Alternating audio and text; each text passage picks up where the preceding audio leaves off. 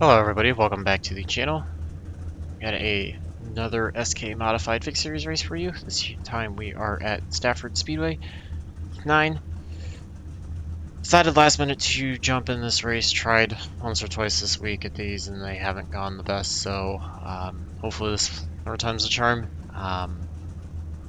Pretty weak strength of field overall. Turned an absolutely terrible qualifying lap and I'm still fourth. We got 9 cars and we are car number 2, so it's going to be a bit rough.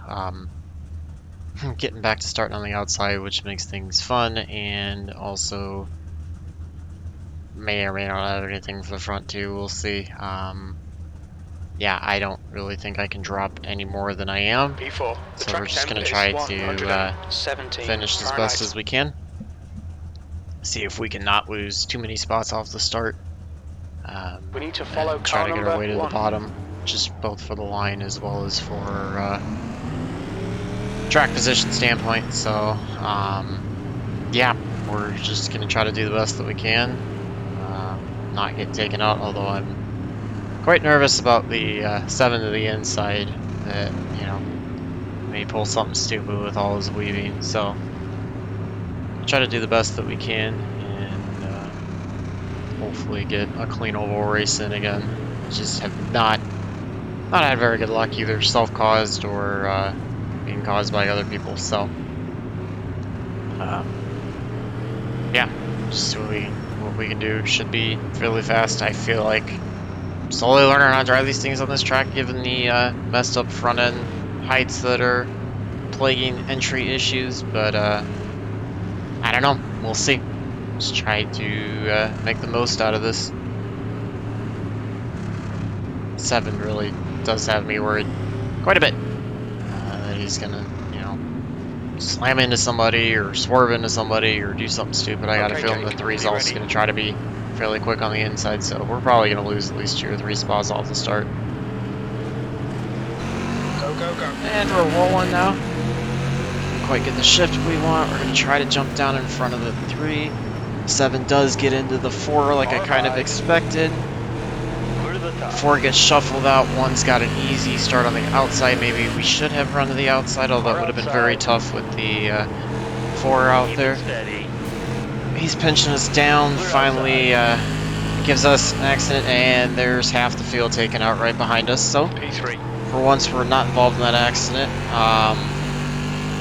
Yeah, everybody's way back there, so now we just have to try to work our way back up to the 1 and the 7. Although I would expect the 7 to be causing some issues if he does get to the 1 at all. We'll have to take a look and see how much we drifted up compared to how much the 4 was pulling down on us.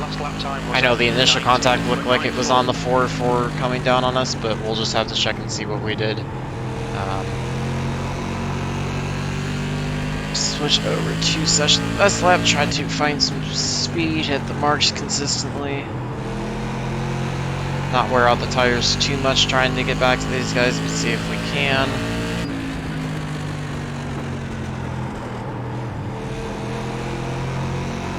Just trying to not slide the car too much and slowly get there. See, everybody tends to push up quite a bit through the corners if you don't get it just right and the bottom hits. This, to me, feels like it goes on for probably 10 laps or so before the pressures finally build up enough that you don't hit. Got quite a massive lead back to the 9. He's 2 seconds back. 1 pushes up a ton. 7's going to work to his inside, get by him. 2.3 seconds. We will check the line, how far we are back with both of them. We're going to try to do the best that we can to close up on that without sliding the tires too much like we just did. 0.9 to the 7, 0.6 to the 1. You can see if you don't get on the apron how far you push up. We'll see what it does for the lap time. I got a feeling it's going to be quite a bit slower.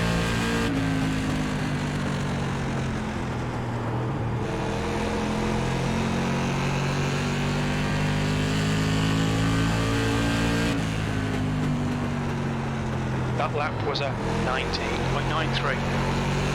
Just trying to settle in. This race goes quick, but it also doesn't feel quick. Feels like you got a lot of time, so Just trying to slowly work my way to both of them without killing it. Gain just ever so slightly on the one. We're losing time to the 7, so 7 might know something that I don't know, although again, not fully convinced of his driving abilities given what he did off the start, so we'll see what happens to him back half of the run as well. He might be burning up stuff. Holding about constant now, which if they're running hard and we're not abusing the tires too much, I'm okay with that. Lap times are pretty consistent.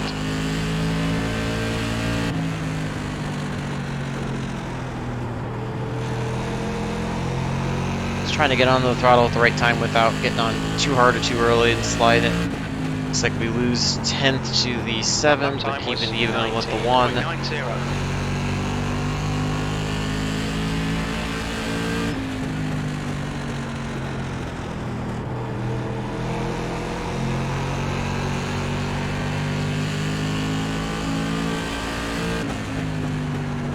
Losing a little bit more to the 7, so he might know something that we don't know. May have to try a line change now and see what we can figure out.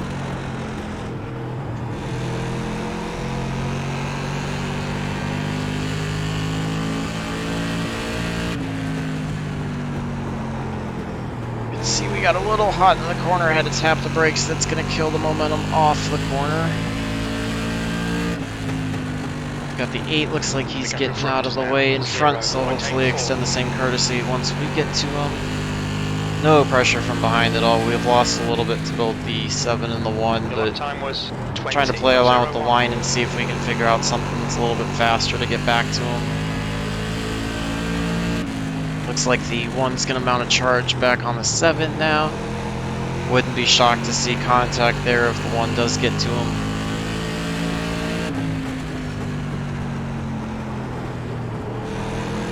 8's still riding. Losing time to both of them, so it looks like we'll probably just be a 3rd place car unless something drastically changes the last half of the race. 8 goes high. We're going to try to work to his inside down the front stretch. Still there, clear high. And we're able to clear him going into 1. Thank you to him staying out of the way. Lost a little bit of time to both the 7 and the 1 trying to get by the 8, but again, right now I think I'm losing time to them anyway, so I don't think that made all that much of a difference. 1.4, 1.1. The gap in front is now Still coming in too hot to turn 1. You can see how much I slid the tires through 1 and 2, so that's going to hurt those. Just have to get on the brakes a little bit sooner, kind of drag it a hair more going into 1, not push up quite as much.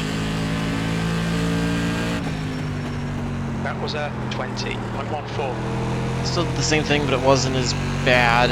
Kind of almost diming in the corner. Now not sure if that's actually really going to work at all.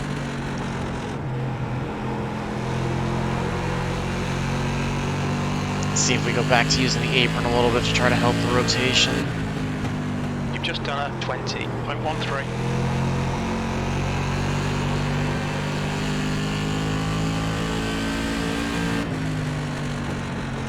The gap in front is now 1.29. Bounce off the wall a little bit there, able to pick up a hair bit of time, but probably not enough to get back to them. Both of these two definitely know something that I don't, which does not surprise me given that I've not been able to drive well the last 2 weeks or so. Lost too much time on the apron there. We are halfway through now. Okay, Jake, halfway home.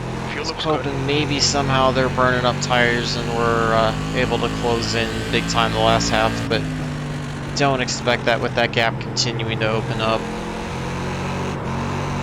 Got on the apron too much. That's just going to kill any bit of momentum I have, as well as heat up the tires. You can see we're now well over 2 seconds back of the 1. So yeah, the shot I have is just to pray to God that both of them wreck, and yeah, I'm just gonna ride around and see what happens. I guess 3rd's a little better than what I thought, but really wanted to get a top 2 if possible. Or at least feel like I was competitive and could hang with them instead of falling back like I am.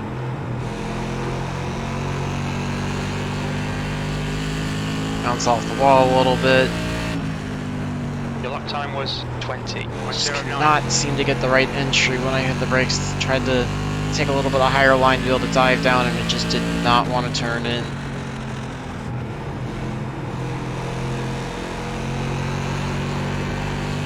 You can see how much time we lost that lap.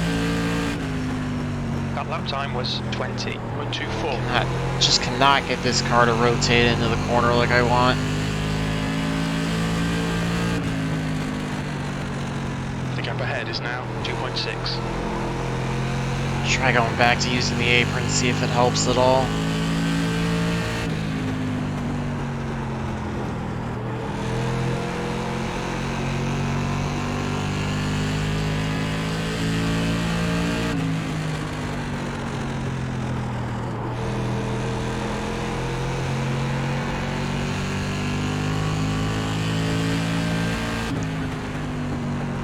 Okay, Jake, we're matching race pace. See, we're able to pick up a little bit of time off of our previous lap. The problem is we're still running at the same pace as them, so that's just going to leave us out here with nothing to do the rest of the race and just kind of logging laps. Although logging clean laps for the rest of today's this race is probably not a bad thing given how most of my races have gone. Seven's definitely doing better than I thought he would. Did not think he'd be able to hang on like that. We'll just see what happens again if the one can actually get to his inside or put any kind of pressure on him.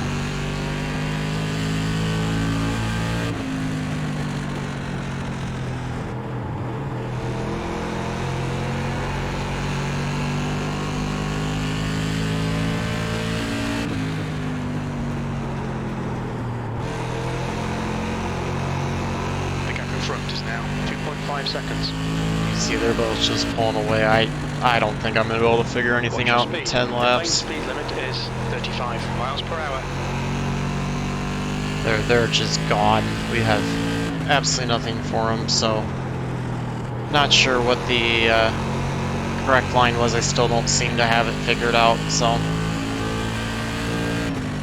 it's frustrating because I hate being slow. I hate being off, especially when it's all coming down to driving style and not I got beat by setup or something, but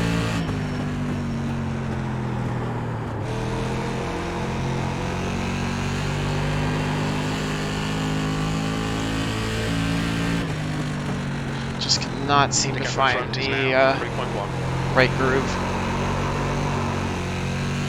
See how loose we got off of turn 4 there. That killed a lot of the momentum. Needed up the right rear as well. 8 to go. They're just absolutely gone. Like I said, I'd have to have both of them wrecked somehow for me to be able to get by.